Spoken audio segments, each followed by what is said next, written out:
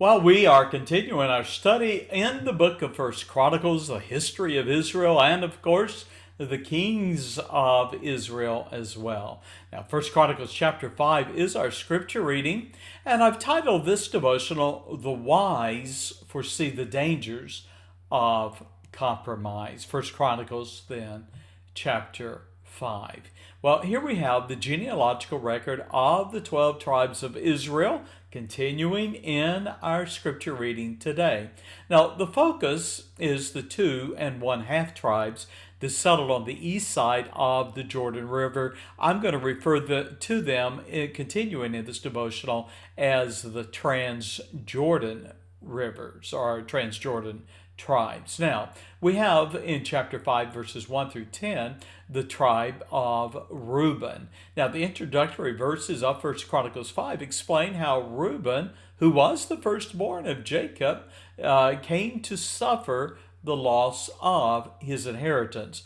As the firstborn, it should have been Reuben's lot to be the clan's leader, receive an ample inheritance that he would pass down to his sons.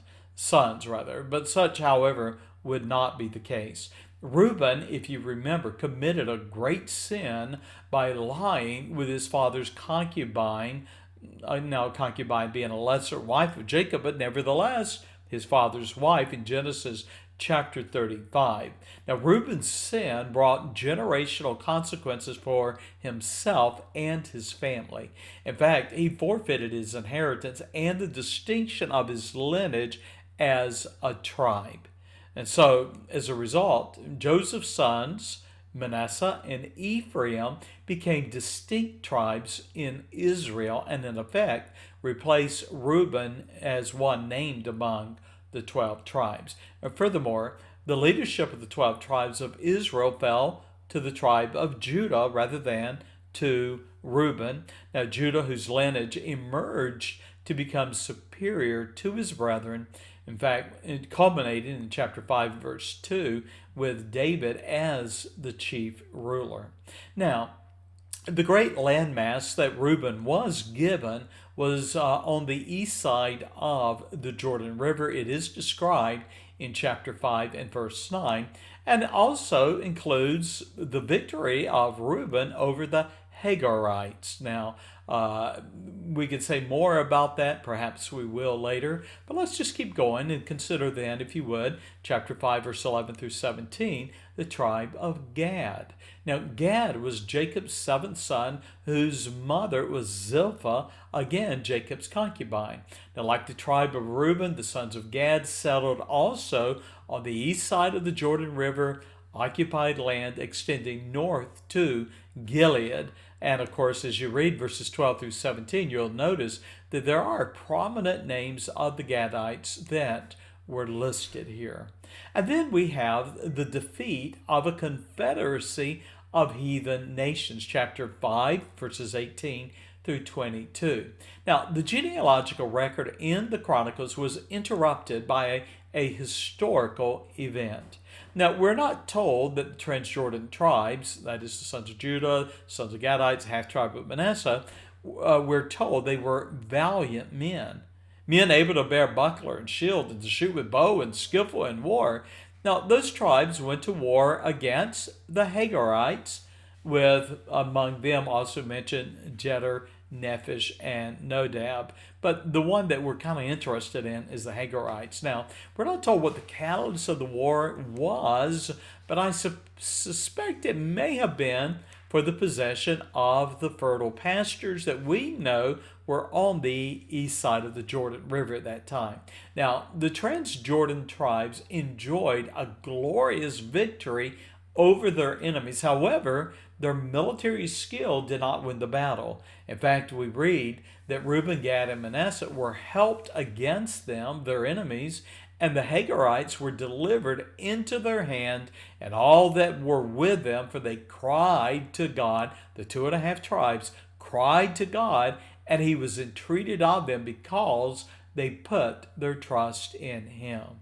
Now, regarding the Hagarites, though it is not stated, I believe that they were probably descendants of Ishmael, the son of Abraham, and the Egyptian concubine Hagar. That story is found in Genesis 16, 17, and in Genesis 25.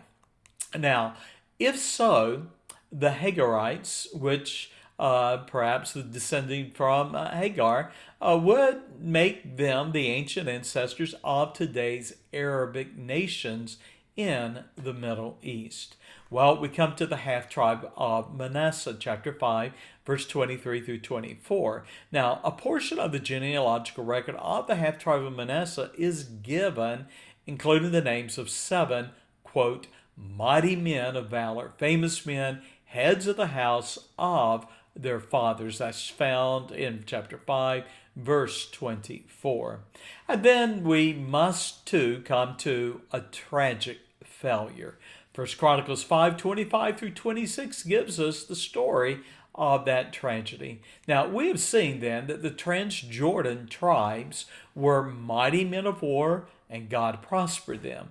But sadly, the prosperity of those tribes came to a tragic end, for we read they transgressed against the God of their fathers, and they went a whoring after the gods of the people of the land, whom God destroyed before them. Well, their fathers had chosen the lands outside the promised land on the east side, and sadly it was their proximity to the heathen nations that was their undoing. The influence of the ungodly inevitably drew away the children of the Transjordan tribes, who eventually failed to worship the God of Israel. You see, they broke the covenant with the Lord, and we read that he stirred the hearts of Assyrian kings who invaded the lands of the 2.5 tribes and took their children into captivity. In other words, the Transjordan tribes were the first to fall. God gave them over to the Assyrians. Now, a closing thought. Though victories marked their early history, and the spoils of war made them rich, it was the compromise of the Transjordan tribes with the heathen that enslaved the hearts of their children to serve their gods. Well, we close with a lesson. We must be diligent in establishing standards and boundaries in our day that will protect our children from the influences of the world and its sinful ways. You and I would be wise to heed Paul's admonition to Corinth when he writes, "Be not deceived. Evil communications corrupt good manners." I'll put it in another way. Be not deceived, knowing that evil companions will corrupt good morals. And sadly, that is the tragic story of the 2.5 tribes. They were initially successful, but sadly, the closeness that they had with the heathen people ultimately proved to be their undoing. And tragically, that same might be said of the churches today.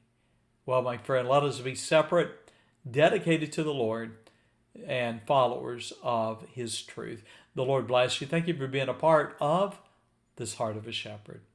Bye-bye.